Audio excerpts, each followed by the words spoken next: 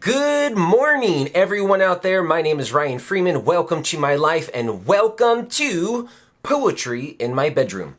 Today's poem I am bringing you from Magister Ludi, Hermann Hesse's magnum opus. It is a story, and then there is an intermission of poetry, and then finally some little short stories at the very end. Very interesting book. If you haven't read it, I do recommend it. If you like sort of a soulful dive into following your fate and sort of a romantic look at what human life is. But with that being said, I'm going to read you Hermann Hesse's poem. It is titled Soap Bubbles. Soap Bubbles. It's a short poem, 4 stanzas long. And then I'll give you a brief discussion. Here we go. From years of study and of contemplation, an old man brews a work of clarity, a gay and involuted dissertation, discoursing on sweet wisdom playfully. An eager student bent on storming heights has delved in archives and in libraries, but adds the touch of genius when he writes a first book full of deepest subtleties. A boy with bowl and straw sits and blows, filling with breath the bubbles from the bowl. Each praises like a hymn, and each one glows. Into the filmy beads he blows his soul. Old man, student, boy, all these three, out of the Maya foam of the universe, creates illusions. None is better or worse. But in each of them the light of eternity sees its reflection and burns more joyfully. So, obviously, Hermann Hesse was a German from the Black Forest area. He wrote this poem in German. It has been translated. But I think that even though it's not in its original language, I think it's very gorgeous. And I'll just quickly talk about each of the stanzas. The first stanza is about an old man. And what is this old man doing? From years of study and of contemplation, an old man brews a work of clarity, a gay and involuted dissertation, discoursing on sweet wisdom playfully. So this is an old man who has devoted years to study and contemplation, years of reading, years of thinking about ideas, perhaps these ideas related to what he has studied. And what does he do with all of this work, right? He's put in all of this time into educating himself and developing his ideas. And what does he do? He brews a work of clarity.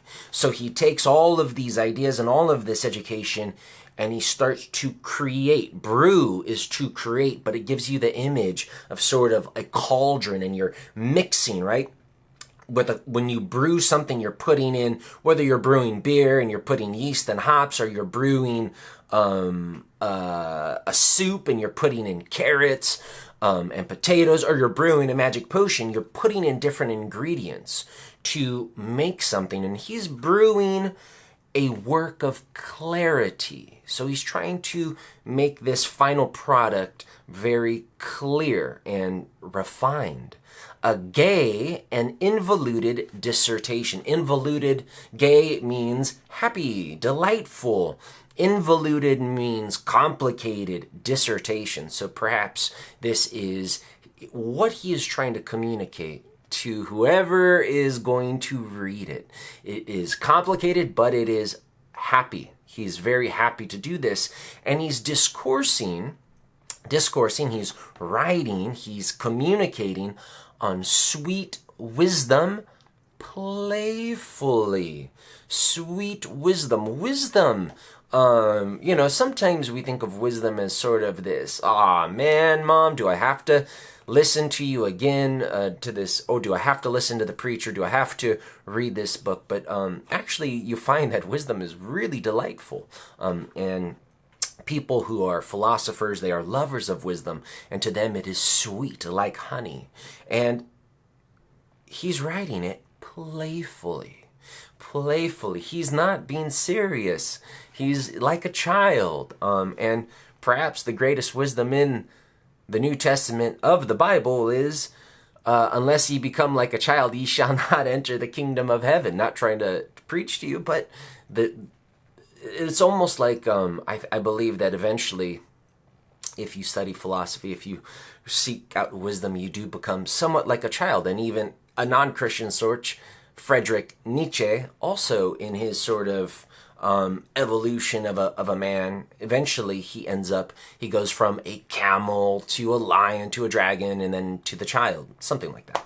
In the next stanza, an eager student bent on storming heights. So not an old man, but an eager student, right? Young people are students generally, and they're eager. They're full of enthusiasm. And what is he bent on? Bent on means he's totally desiring. This is his goal. He is bent on storming heights. So usually young people have a lot of ambition, and they want to get to the top of the mountain, get to the top of the company, get to the top of respect in a hierarchy, perhaps, and he is storming heights. So he's not going to just ask for permission to get to the top of whatever he wants to go. He's going to storm it like people would storm a castle.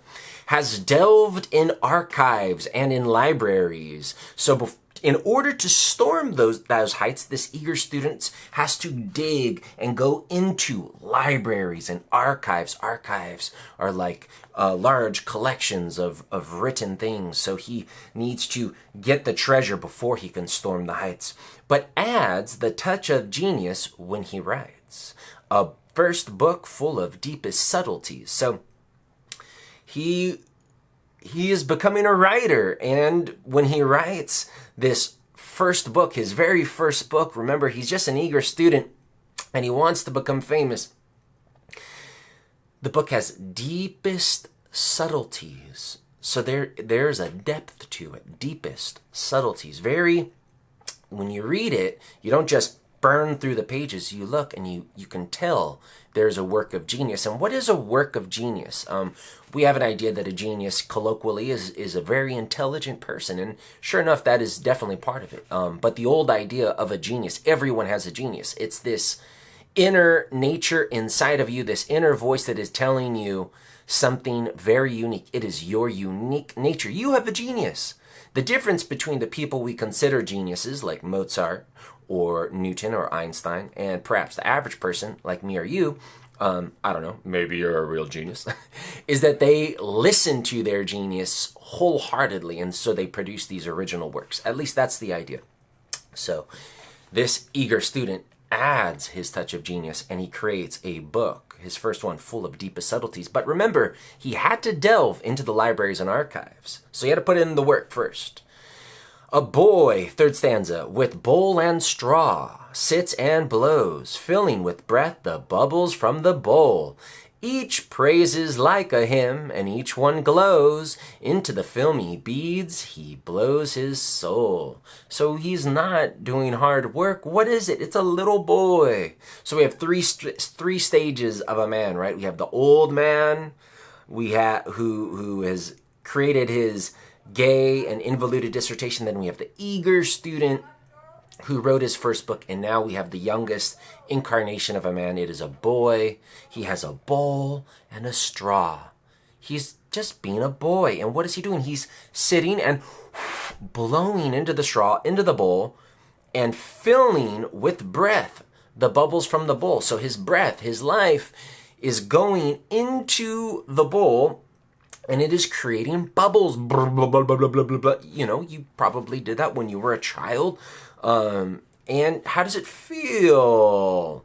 It's fun to do that. Children like to do that. And each bubble, each praises like a hymn, and each one glows. Into the filmy beads he blows his soul.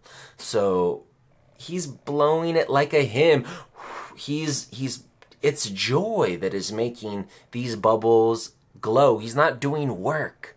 He's not working. He's having fun. And each of these beads, these bubbles, he's blowing his soul. There's an old idea, pneuma, I believe that's the Greek word for soul, but it's also the word for wind.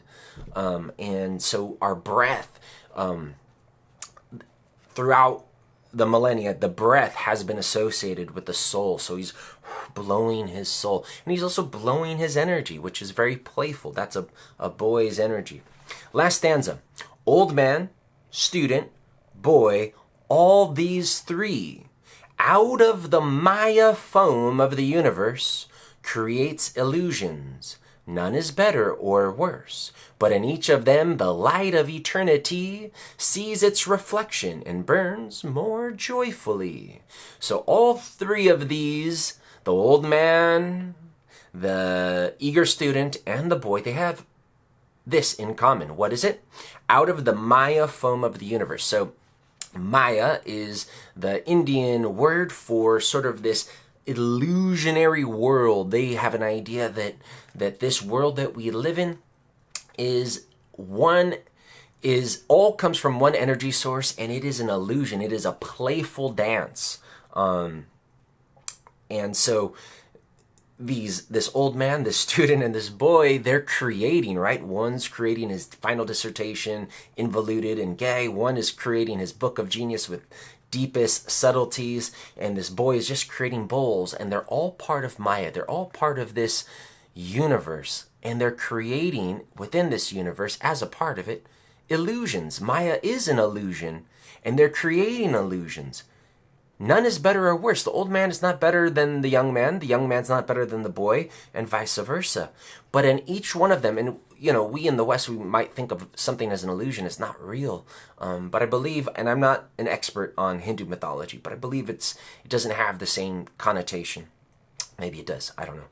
But I think you get the point in the last line. In each of them, in each of these three characters, the light of eternity, and that is capitalized, the light of eternity, because the idea is we are all part of the eternal source. Whether you think of it from a scientific standpoint, we all came from the Big Bang, right? We were all at one time, all of our energy, all of our molecules, all of our atoms, all of everything was united, right? This is the current scientific thinking for now.